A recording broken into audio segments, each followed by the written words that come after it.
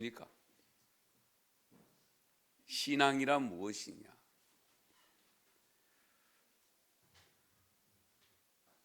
단어 그대로 하면은 믿고 우러러 보는 것입니다. 무엇을? 신앙의 대상인 하나님을 믿음으로 바라보며 살아가는 삶을 신앙이라고 표현합니다. 그러면 이와 같은 신앙을 가진 우리들에게 가장 큰 적이 뭘까? 결국 불신이겠죠. 믿지 못하는 것이죠. 그 불신을 일으키는 원인이 뭐냐? 의심입니다. 의심이 깊어지면 불신으로 변할 수 있습니다. 사람과 사람 사이도 마찬가지잖아요. 신뢰하지 못하고 의심하기 시작하면 끝이 없습니다. 하나님을 경외하는 믿음을 가지고 신앙심을 가지고 산다고 하는 우리가 하나님을 의심하고 있다. 이러면 그 신앙은 참된 신앙이라고 볼 수가 없습니다.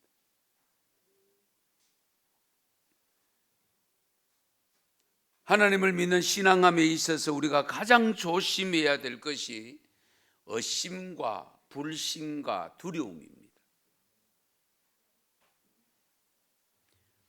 우리 소선지자 중에서 학개 선지자와 스가랴 선지자가 역사적으로 사라진 뒤 약 100년이 지난 후에 또다시 하나님의 사랑을 의심하고 하나님을 거역하는 시대에 하나님은 선지자 말라기 선지자를 세우게 됩니다.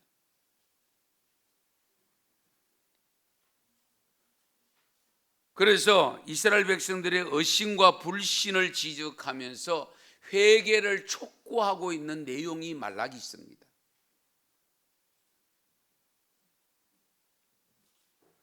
말라기와 동시대 사람들은 하나님의 사랑에 대해서 굉장히 의심이 많았습니다. 하나님의 선지자를 통해서 그들의 의심에 대한 답을 주고 계시는데 하나님께서 너희들을 얼마나 사랑하는지를 이해를 들어서 설명을 하는데 하나님이 이삭의 쌍둥이 에서와 야곱이잖아요. 마지 에서를 선택하지 아니하고 야곱 둘째 아들 너를 선택했다. 너희들을 선택했다. 그런데도 너희들이 아직도 나를 하나님이 우리를 진짜 사랑합니까? 라고 질문하고 있는 어찌된 일이냐? 말라기 1장 사실 전체 내용이 그런 내용입니다.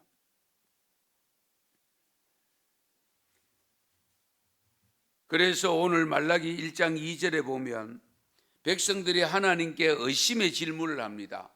어떻게 우리를 사랑하셨나이까? 하나님이 나가 너희들을 사랑한다 이라니까 이들이 질문하기를 하나님 우리를 사랑하는 게 뭡니까? 어떻게 사랑하는 겁니까? 사랑하는 거 보여주세요.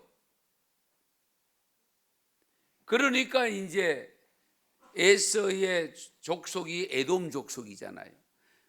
그 에돔이 지금까지도 하나님의 사랑을 받지 못하고 복을 받지 못하고 있는 것과 너희는 둘째 아들인 족속임에도 불구하고 아직도 너희들이 나의 사랑을 받고 있고 내가 너희들에게 복을 주고 있는 걸 이걸 깨닫지 못하느냐 하는 지적의 내용이 이 말라기 1장입니다.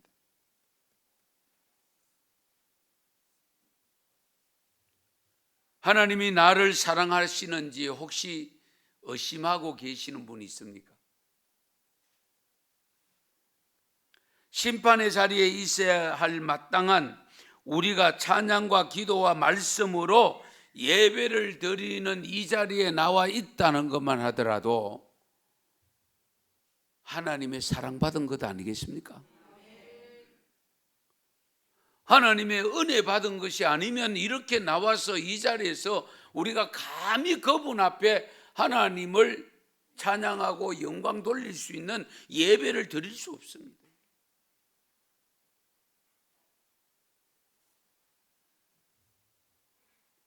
내 삶의 조건을 당연한 것으로 여기지 말고 모든 것이 하나님의 은혜의 증거임을 고백하십시다.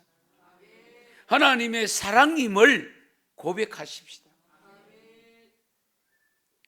당시 이스라엘 백성들이 의심과 불신을 하게 된 것은 성전에 건축되었을 때에 우리 학개 선지자와 스가랴 선지자를 통해서 약속하실 때의 영광, 정말로 영광스러운 미래가 너희들에게 주어진다고 했는데 아직도 그 영광스러운 미래가 주어지지 않으니까 이스라엘 백성들이 불평한 겁니다. 자신들의 조급함으로 하나님을 의심하고 그 의심이 불신으로 이어지고 있는 것인데요, 하나님은 우리들의 상황이나 형편으로 제한되는 분이 아닙니다. 하나님이 우리 형편에 맞추신 거 아니에요.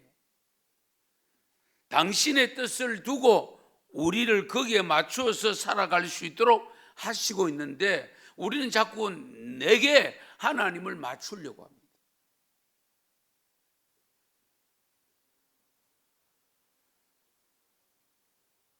내가 원할 때 내가 바라는 것이 이루어지면 하나님이 나를 사랑하는 것이 되고, 그렇지 않으면 하나님은 있으나 마나한 존재로서 지극히 어리석은 일종의 불신, 하나님 없는가 아이가? 의심하게 됩니다.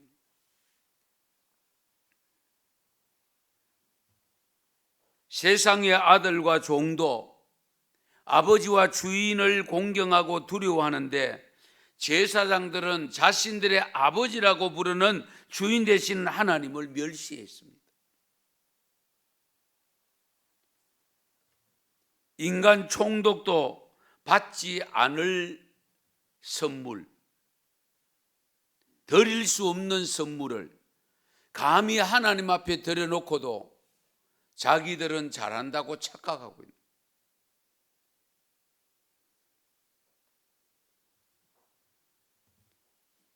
오늘 본문에 읽진 않았는데요, 말라기서 1장 6절에 보면 우리 자막에 뜨는 거 같이 한번 읽겠습니다.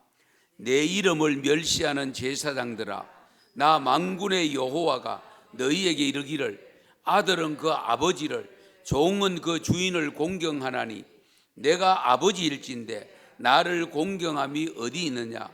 내가 주인일진데 나를 두려워함이 어디 있느냐 하나, 너희는 이르기를 우리가 어떻게 주의 이름을 멸시하였나이까 하는도다.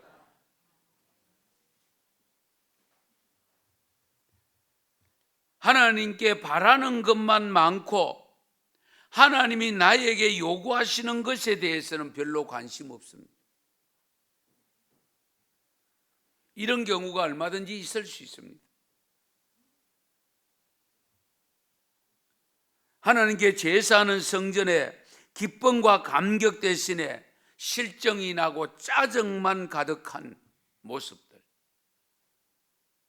율법에 따라 제물 드리는 일을 성가신 일로 여겼고 가져와서는 안 될 짐승을 서슴지 않고 바쳤고, 불법인 줄 알면서도 하나님께 드리기로 서원한 짐승을 흠 없는 것을 가지고 와서 흠 있는 것으로 바꾸어서 오히려 드리는,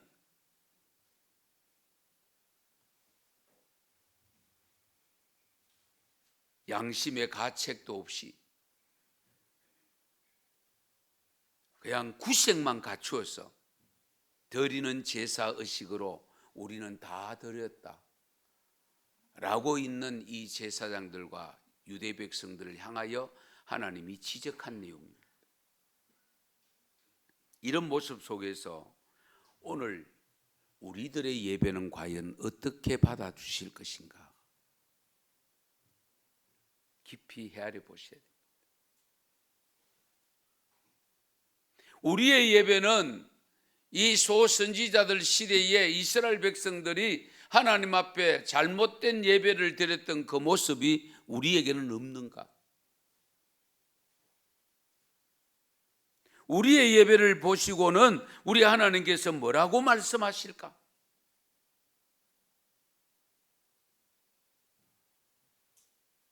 그런데 조금 전에 읽었던 6절 말씀에 보면 백성들이 하나님께 대적합니다. 우리가 어떻게 주의 이름을 멸시하였나이까? 우리가 언제 주의 이름을 멸시했습니까? 여러분, 사람과 사람 사이도 그렇잖아요. 나를 무시하나? 이런 단어 쓰잖아요. 그 무시당했다 할 때는 나를 나로 제대로 예우해 주지 않을 때 무시당했다 하잖아요. 우리가 거룩하신 하나님을 섬긴다고 하면서 하나님의 이름에 걸맞는 의식으로 다가오지 아니할 때에 무시한 거죠. 하나님을 무시한 겁니다. 재물 드리는 거 보고 재물 보면 안다는 거예요. 그런데도 적반하장으로 우리가 어떻게 주의 이름을 멸시하였나이까? 라고 따지고 들어오는 이 이스라엘 백성들을 하나님이 어떻게 받았겠습니까?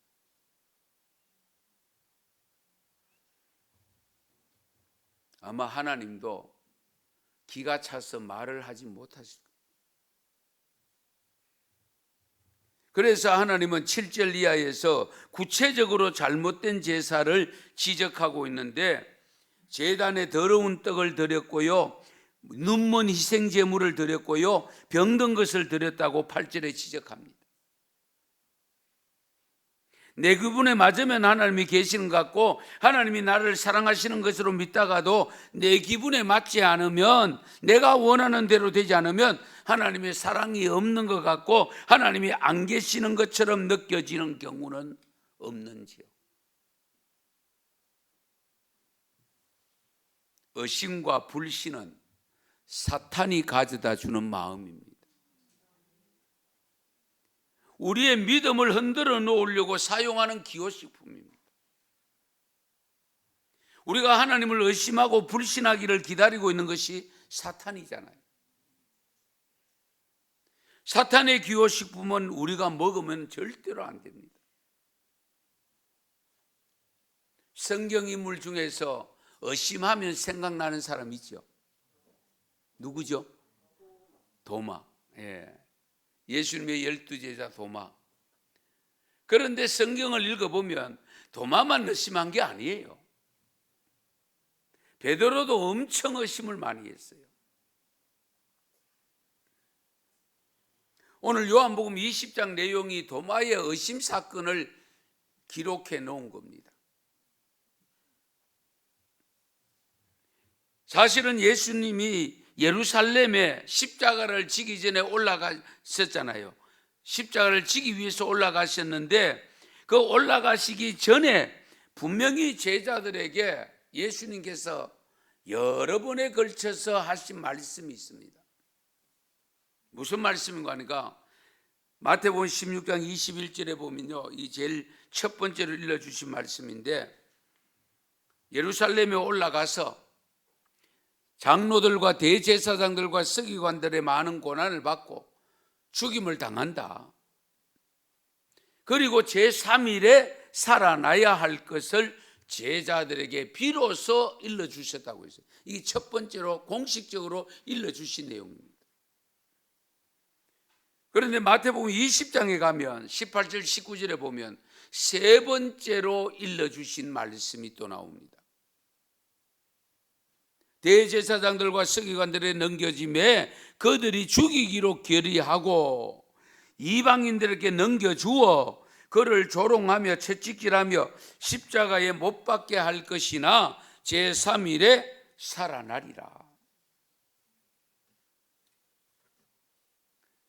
그런데 보세요, 오늘 요한복음 20장 사실은 24절부터 29절만 읽었지만 1절부터 예수님이 부활하신 후에 나타나서 만나 주셨던 사람이 쭉 나열되어 나옵니다. 예수님의 부활하심을 제일 먼저 발견한 사람이 막달라 마리아입니다. 또 막달라 마리아가 안식 후 첫날 새벽에 일찍이 아직 해 뜨기 전에 아직도 어둡사리가 밝기 전에 찾아갔다고 기록합니다. 그런데 가보니까 입구를 막았던 돌문이 열려 있는 거예요. 막달라 마리아는 곧바로 베드로와 다른 제자들이 묵고 있는 집을 알고 그 집으로 찾아옵니다. 이 사실을 알리고 오니까 이 제자들이 듣고 있다가 베드로와 다른 두 제자가 더 앞서서 무덤에 가보니까 진짜 돌문이 옮겨져 있고, 그리고 안을 들여다보니까 아무것도 없거든요.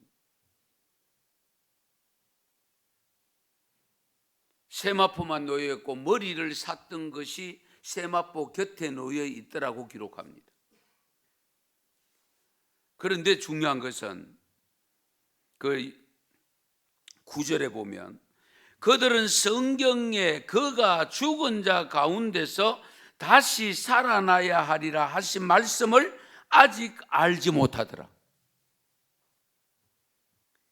지금 빈 무덤을 보고서도 예수님이 하신 내가 다시 살아난다는 것을 아직도 이들은 못 믿고 있다는 겁니다. 안 믿고 있다는 겁니다. 그것을 생각하지 못하고 있다는 겁니다.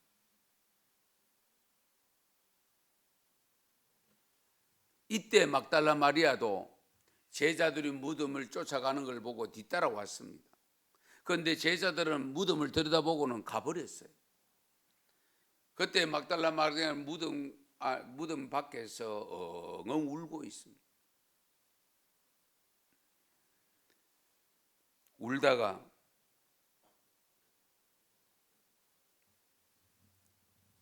다시금 무덤 안을 들여다보니까 예수님이 놓였던 자리에 예수님 시신은 없고 천사 둘이가 한 사람은 머리맡에 한 사람은 발치에 앉아 있는 것을 발견하게 됩니다.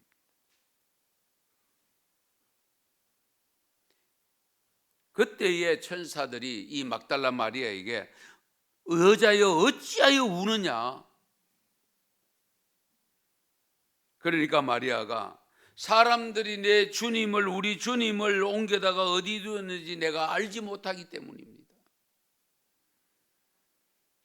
그때 부활하신 예수님이 곁에 다가와서 다시 묻습니다. 여자여 어찌하여 울며 누구를 찾느냐? 그때 이 막달라 마리아는 그 부활하신 예수님을 동산지기인 줄을 알았다라고 기록합니다. 산을 지키는 사람, 산지기인 줄 알았어요. 그러니까 또 당신이 혹시 옮겼거들랑 어디 두었는지 가르쳐주면 내가 그 시신을, 예수님 시신을 옮기겠다고 이야기합니다. 한번 생각해. 우리는 보지도 못했지만 이들은 돌아가시는 광경까지 봤잖아요. 사흘 만에 살아나리라고 하는 말씀도 해 주셨잖아요. 그러면 시신이 없어졌으면 살아났구나, 부활하셨구나, 정말이구나 찾으러 다니도 시원찮은데 아직도 예수님 시신 찾고 있으니 얼마나 하나님 보실 때, 주님 보실 때 답답했겠습니까?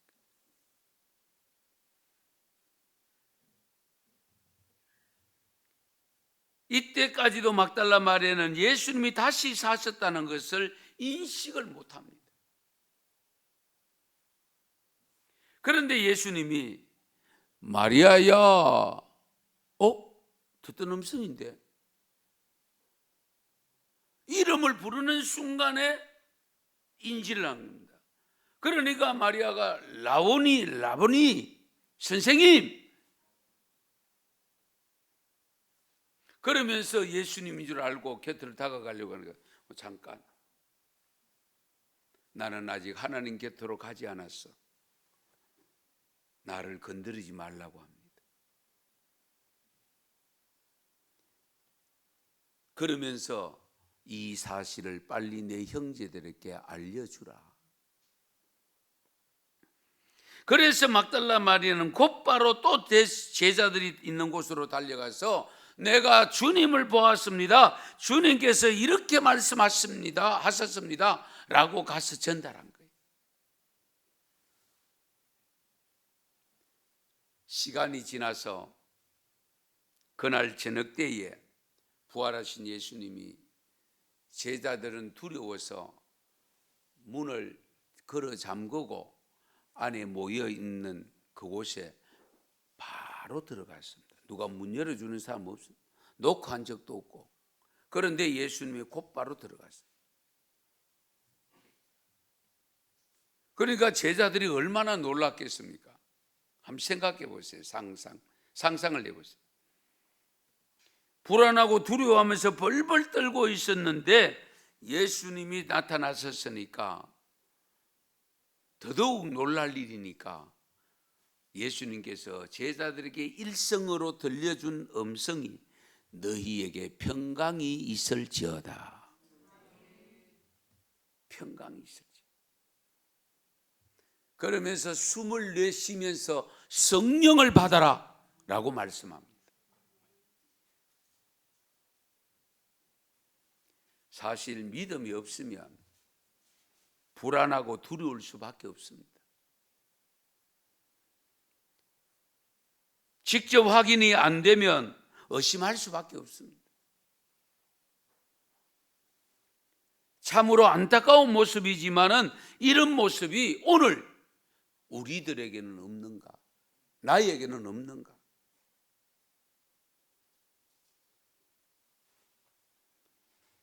이렇게 전개되면서 이어서 전개된 내용이 오늘 읽은 본문 내용입니다.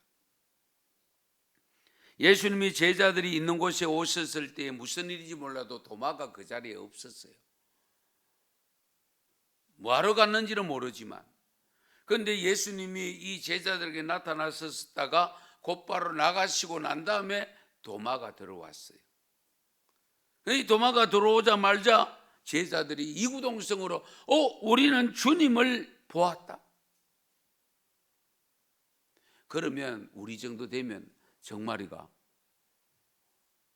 분명하나 확실하나 뭐 이러게 정상 아니겠어요? 그런데 도마는요, 이 제자들이 보았다고, 동료 제자들이 보았다고 하는데도 곧바로 고백하기를, 의심의 말을 고백합니다.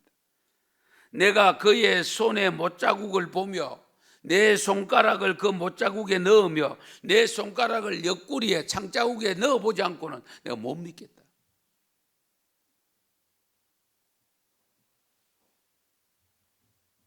가끔 오늘날도 전도를 하다 보면 하나님 있으면 내 좀 보여다오, 내가 보여주면 내가 갈게, 그런 분들이 있어요.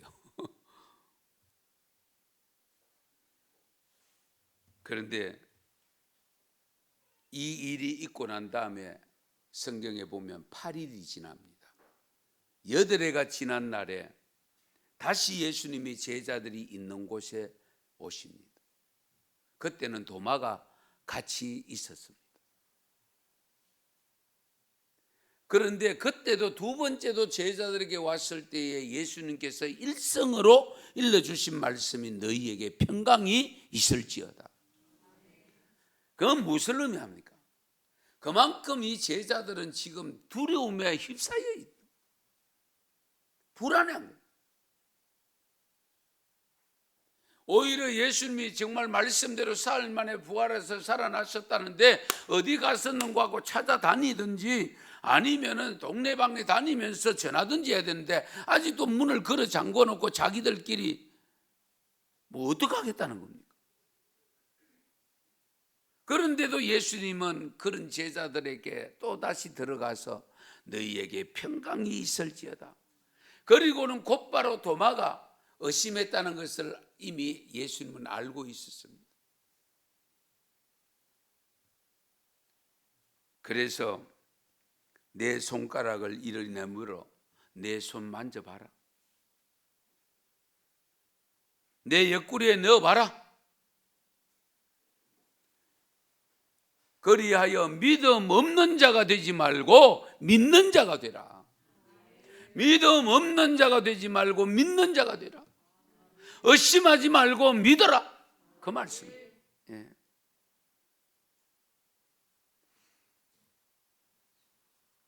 그때의 도마가 어떤 순발력이 있습니다.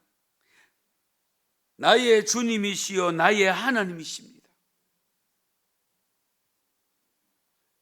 나의 주님이시여 나의 하나님입니다.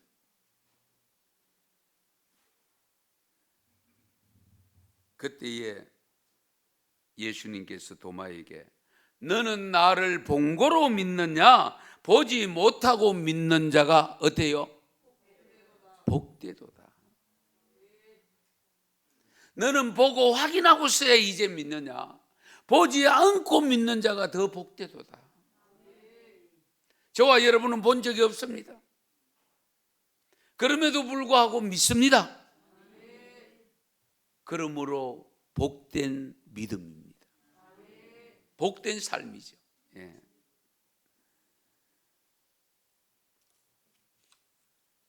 보고 믿으면 의심할 수 없죠. 그리고 믿는다고 이야기 안 하죠. 봤다라고 이야기하지. 그렇잖아요. 내가 봤다. 믿는다는 단어 쓰지 않습니다. 내가 확인이 되지 않는 가운데서 들려주는 소리를 듣고 확신할 때에 믿는다라는 표현을 쓰는 겁니다. 우리가 신앙생활을 하고 있지만 순간순간 의심이 일어날 때가 있습니다. 누구에게든지 있을 수 있습니다. 하나님이 살아계신다면 어떻게 이런 일이 일어날 수 있을까? 하나님이 나를 사랑하시는 건 맞는가? 하나님이 나를 사랑하신다면 이렇게도 어려운 일을 당하게 하실 수 있단 말인가? 세상에서 믿음 생활하고 있는 우리가 가장 조심해야 될 것이 바로 믿음에 의심이 생기지 않도록 해야 됩니다. 의심하기 시작하면 그게 불신으로 이어집니다. 불신은 안 믿는 거잖아요. 그러면 끝나는 겁니다. 하나님과 관계없습니다. 사실 오늘 말씀에는 언급이 되어 있지 전혀 없습니다만은 믿음이 좋은 베드로, 예수님의 수제자로 일컬음을 받던 베드로도 순간적으로 의심을 가진 적이 있고 지적받은 것도 있습니다. 마태복음 14장에 보면 오병이의 기적을 베푼 다음에 예수님께서 제자들이 야 배 타고 건너편으로 건너가라. 그리고 당신께서는 산으로 올라가 기도하러 올라가죠. 제자들이 얼마나 거리에 육지에서 떨어졌을까? 가는데 밤중인데 밤이 캄캄한데 바람이 일기 시작합니다. 바람이 부니까 파도가 자연스럽게 일어납니다. 예수님은 배에 타지 아니하고 그러다 보니까 제자들이 성경을 보면은 두려웠다고 했습니다. 그렇게 두려워 떨고 있는데 그 파도가 일렁거리는데 물 위로 걸어오는 모습이 보입니다. 그래서 성경에 보면 유령인가 하여, 유령, 귀신인가 하여 그렇게 겁을 내고 있을 때에 예수님께서 안심하라, 나니 내니 두려워 말라. 그때 베드로가 주여 만일 주님이시거든 나를 오라 하소서. 하여튼 베드로 이런 점은 참 좋습니다. 예. 그러니까 예수님도 오라. 그러니까 베드로는 앞만 보고 그냥 배에서 물로 뛰어내립니다. 몇 자주 걸어갔을까? 걸어가는데 바람 소리가 쉥 하고 들려오니까 순간적으로 두려움이 찾아오고 이러다가 나가 괜찮을까? 빠져 죽진 않을까? 이런 생각이 들어왔겠죠. 그러니까 자기도 그 순간에 물속으로 빠져들어갑니다. 그러니까 베드로가 불안해서 외칩니다. 주여 나를 구원하소서. 그때 예수님께서 잽싸게 손을 내밀면서 믿음이 작은 자여 왜 의심하느냐? 왜 의심하느냐? 그러니까 믿고 뛰어내릴 때 그 믿음 가지고 계속 걸어가면 될 텐데 바람 소리 들려오고 물이 넘실거리니까 결국 순간적으로 의심이 생긴 거예요. 그러니까 물속으로 빠져들어가는 거예요. 그래서 예수님이 베드로 손잡고 같이 배에 올랐다고 기록합니다.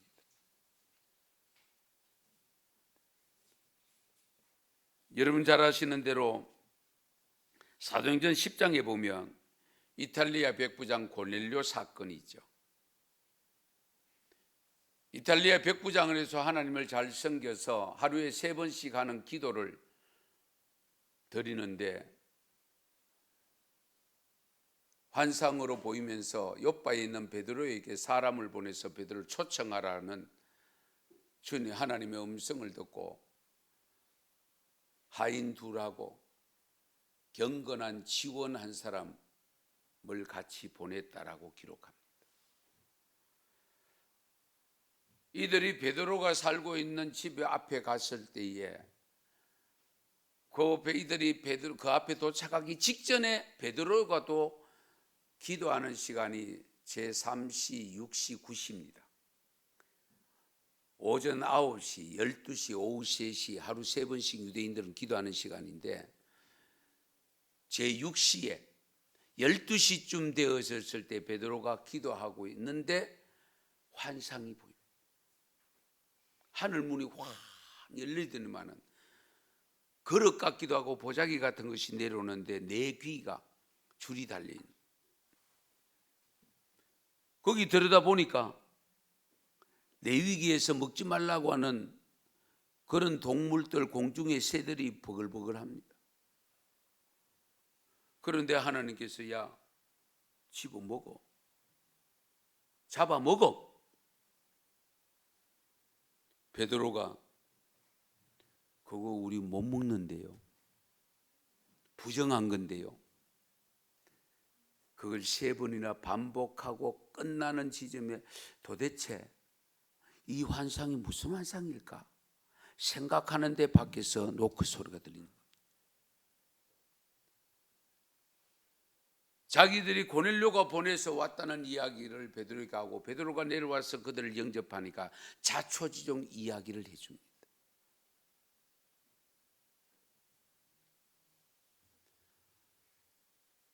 그런데요, 그 내용 속에 하나님께서 베드로에게 그 부정하다고 못 먹는 것을 의심하지 말고 먹으라고 한 말씀이 마지막에 들립니다.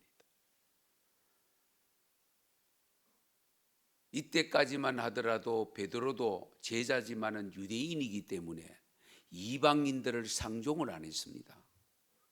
그런데 고넬료는 이방인이잖아요. 이탈리아 사람. 그런데 이들이 와서 베드로를 초청하니까 아하, 하나님께서 이방인에게 가라고 하는구나 이렇게 인지를 하고 그 이튿날 이들과 함께 고넬료 집에 갔습니다. 식솔들이 다 모여 있을 때에 들어가서 설교를 할 때에 성령이 임하는 것을 보게 되잖아요.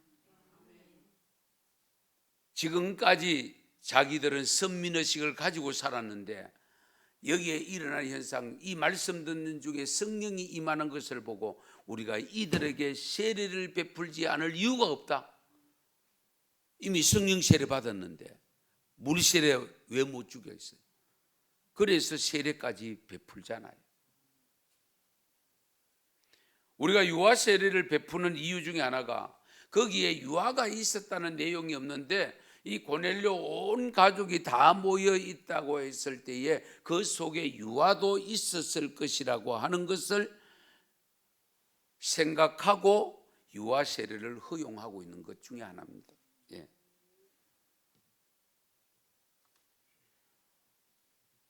사랑하는 성도 여러분, 보고 믿는 것보다 보지 않고 믿는 자가 더 복이 있습니다. 그러나 중요한 것은 의심을 하면 안 됩니다.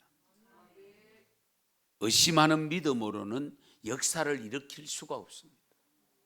이적과 기적의 역사는 전적인 믿음입니다. 믿음이 없이는 일어나지 않습니다. 사탄은 우리들 마음속에 의심의 화살을 끊임없이 쏘아댑니다.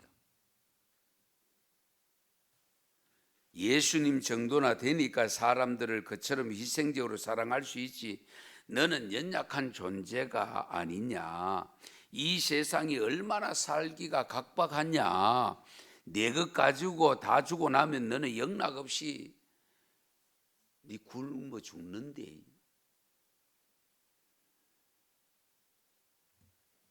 그때는 너의 가족들도 다 너를 비웃을 거야.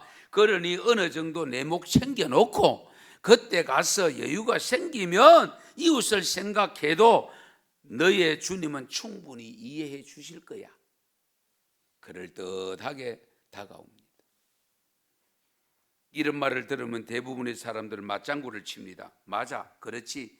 내 주제에 내가 무슨 선량한 사람이라고, 그리고 가진 것도 별로 없으면서 우선은 나부터, 내 가족부터 챙기고 난 다음에 여유가 생기면 그때 가서 돕지, 선을 난 일을 행하지. 또 이렇게 생각하다가 또 순간적으로 또 찾아옵니다. 아니지, 내가 왜 이러지, 이러면 안 되는데. 그러면서 우리 분명히 하나님께서 말라기 선지자를 통해서 11조를 드리면 차고 넘치도록 채워주신다고 분명히 약속을 하셨는데, 이때 사탄은 또 옆에 와서 또 이렇게 이야기합니다. 당신이 지금까지 드린 헌금이 얼마인지 아나? 그거 모아놨으면 차 벌써 샀다. 그거 지금까지 모아놨으면 아파트 벌써 샀다. 들어보기 또 그렇거든요. 예. 이런 모습이 오늘 우리들의 모습입니다. 사탄은 그래서 늘 가까이 다가와서 우리를 의심하게 만든다. 진짜 맞나? 이런 생각을 갖게 합니다.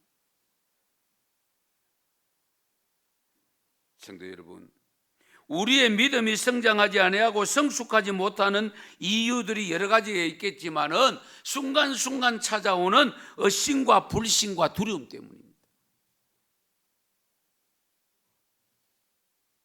그러므로 우리는 하나님의 말씀인 성경에 의심을 품지 말아야 됩니다. 말씀 읽을 때 무조건 믿음으로 읽으셔야 됩니다. 로마서 14장 23절 보시면 같이 읽을까요? 의심하고 먹는 자는 정죄되었나니 이는 믿음을 따라 하지 아니하였기 때문이라. 믿음을 따라 하지 아니하는 것은 다 죄니라. 아멘. 의심하는 것은 죄가 된다는 겁니다. 믿음으로 하지 않은 것은 다 죄가 된다. 죄짓게 하는 것은 사탄의 목적입니다. 왜? 죄를 지어야 하나님과 멀어지게 되고 하나님과 갈라서게 되거든요.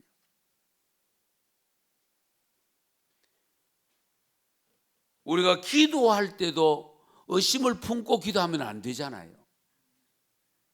야고보서 1장 6절 7절 말씀 같이 읽습니다. 오직 믿음으로 구하고 조금도 의심하지 말라. 의심하는 자는 마치 바람에 밀려 요동하는 바다 물결 같으니 이런 사람은 무엇이든지 주께 얻기를 생각하지 말라. 아멘. 의심하고 기도하는 건 못 얻는다. 응답 못 받는다. 그러나 믿고 구한 것은 이미 받은 줄로 알아라. 정말 쉽지 않습니다. 목사지만은 정말 쉬운 것은 아닙니다. 그러나 확고한 믿음 가지고 의심 없이 믿는 믿음을 가지고 살아야 됩니다. 의심은 믿음의 적입니다. 하나님은 우리에게 믿음을 계속적으로 요구합니다. 그렇지만은 믿지 못하게 가로막는 것이 의심입니다. 사탄은 계속 우리에게 의심하게 만듭니다. 의심병이 걸리게 만듭니다.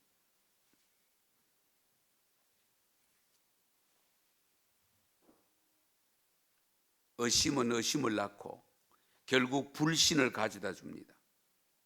인간관계에서도 마찬가지죠. 어부증이 생기고 어처증이 생긴 이유가 뭡니까? 의심 때문이잖아요. 못 믿기 때문이잖아요.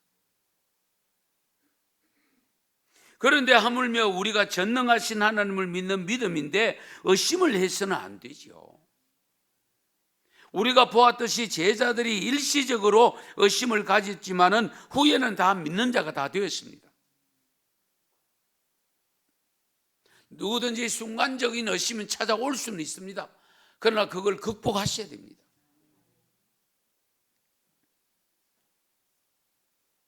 그러므로 의심과 불신은 분명히 다릅니다. 의심과 불신은 다릅니다. 의심이 잦아지면 불신으로 바뀌죠. 예. 불신이 되면 하나님과 나와의 관계는 없어지는 겁니다. 완전히 갈라서는 겁니다.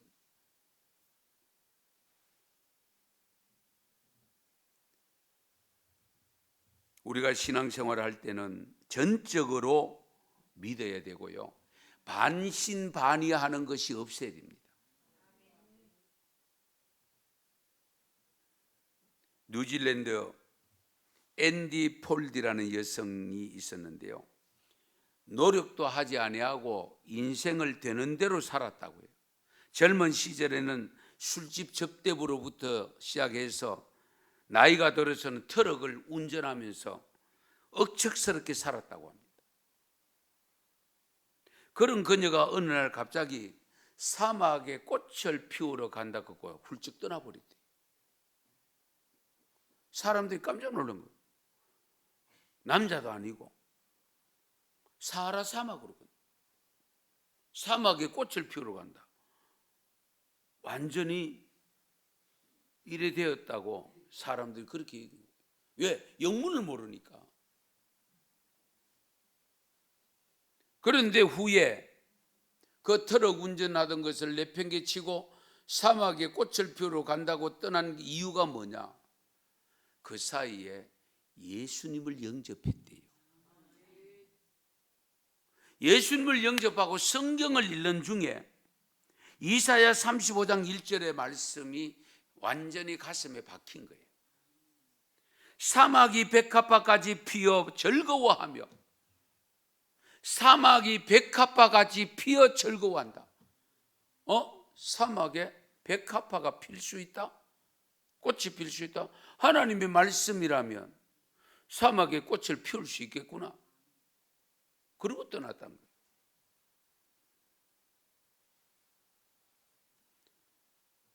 그래서 아프리카의 여러 나라를 수년 동안 돌아다니면서 사막에 꽃을 피우는 방법을 연구하고 도와줄 사람을 찾았는데 같이 하겠다고 나서는 사람이 없습니다. 그렇지 않겠습니까? 완전히 미친 여자라는 손가락질만 받고 그렇게 다니는데, 이제는 앤디는 말씀을 조금도 의심하지 않고 있는 그대로 믿었기 때문에 그런 행동을 할 수 있었다고 고백을 합니다. 수천 년 동안 사막이었고 주변 국가들도 포기한 황무지에서 그녀가 나무를 심고 보리를 수확했다는 겁니다. 사하라를 개간해서 희망을 준 그녀가 지금은 세계 기아 문제를 해결하는 데 앞장서서 활동을 하고 있다고 합니다.